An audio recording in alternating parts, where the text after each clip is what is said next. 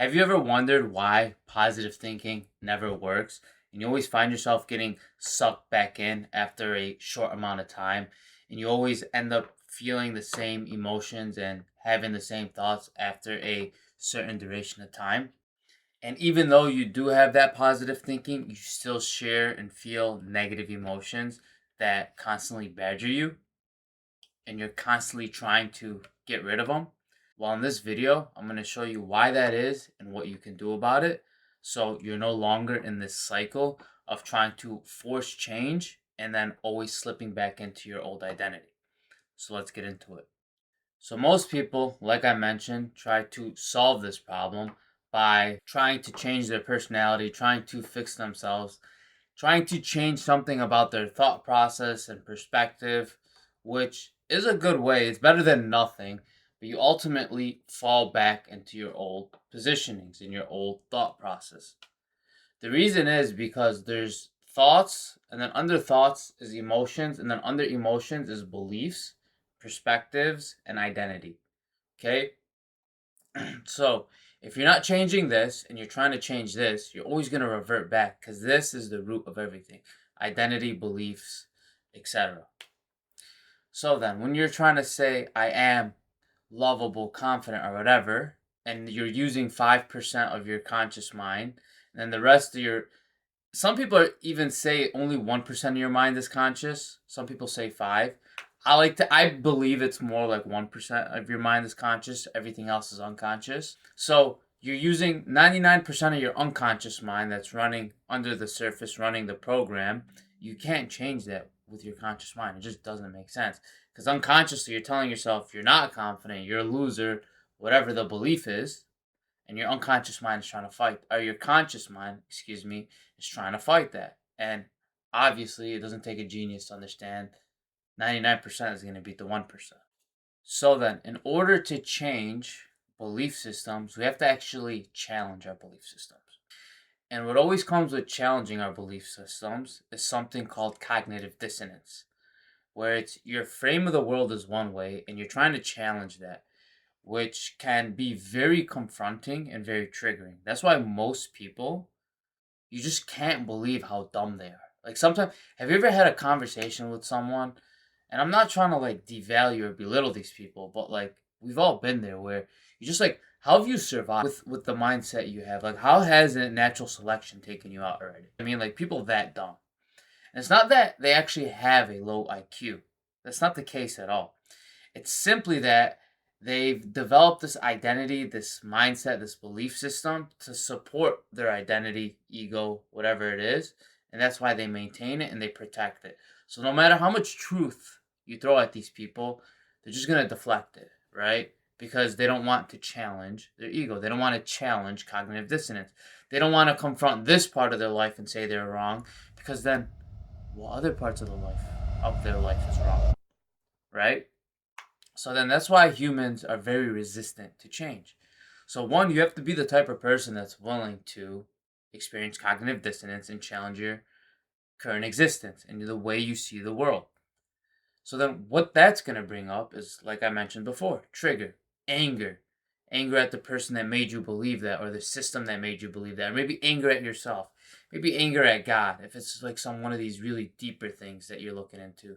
Anger at your parents. Maybe my parents weren't as good as I thought they were. Imagine the can of worms that's going to open, right? And then we can go down the list. So then, in order to change your identity, you need to be the type of person to face and challenge yourself and challenge your reality. Then you need to be the person that needs to sit in discomfort and needs to constantly re-trigger themselves, right? So you need to be in a position where you're going to constantly and challenge and enter cognitive dissonance. If you're unhappy with this area of life, you're going to smash everything that's getting in your way. And that might mean triggering yourself 100 times to dissolve this. Or it might be just one time. You know what I mean? And you need to constantly do this and constantly upgrade yourself. Now, luckily, once you start getting used to this, that it just becomes part of your personality. It's not that bad, really. In fact, it becomes fun. And in fact, growing actually becomes enjoyable. And it's something you'd much rather do than being a an NPC derper that is just existing off their own programming. It's actually very fun and very fulfilling, right? But you need to break through that and you need to become that type of person at first. So then once you become that type of person, you then need to learn how to deal and manage your emotion and your emotional state. And when emotions come up, you need to learn how to process them. Then when you become this type of person and are able to do that, then you could do the really fun part, which is finding the identity itself, right? So we have to dissolve what we call programming, okay? So it's negative programming. It's I am this. I am not this is really what it is. I am not. Negation. So you have to delete the parts of yourself that you're not so what you really are can be truly exposed and you can actually step into that and become the person you want is by deleting the things you're not so the things you are become exposed. Like that's a very important point to recognize and realize. And then once you dissolve the programming, your identity will change. And then what you're doing before, which was forcing your actions, forcing your thoughts, forcing your perspectives, no longer have to be forced anymore. You've just had a fundamental identity shift. And then those things arise naturally out of that root, out of that identity, as opposed to try and cover the root with a band aid of positive thinking or etc., whatever it is that we were talking about before. And there's a handful of these programs which can create massive change. And it's not really that hard when you have somebody walking you through it. And that's how you shift your identity. Once you start dissolving the unconscious mechanisms, identities, and beliefs, you become a new person and everything will change as a result. The thing that was so hard before isn't that hard. In fact, it's easy. It comes natural because you're no longer the person that procrastinates, that's afraid, that cares what people think, that tries to hide themselves because whatever, guilt, shame, feeling unworthy, doesn't want to take the spotlight, right? Like, think of everything I just mentioned right now. Is that indicative to success? Becoming that person that's avoidant of all this? No. So then you have to change the identity. So then these things, what I described earlier, are not an issue no more.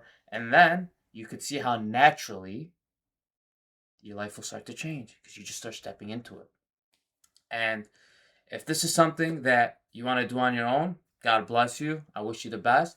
But if you want to speed run this process and condense this all so you can take advantage of the speed and you can enjoy the benefits of dissolving these programs as soon as possible, you can work with me, apply. I have a link in the description. We'll go on a discovery call, see if you're a good fit, and if it is, we will walk you through these, dissolve these programs, and every single person who I've worked with on a serious level has completely and utterly changed their life for the better and has always said it was worth every single penny times 10. So, if that's something that you want to do, go on the link. If not, feel free to like and follow if you like the content like this, and I will see you in the next video.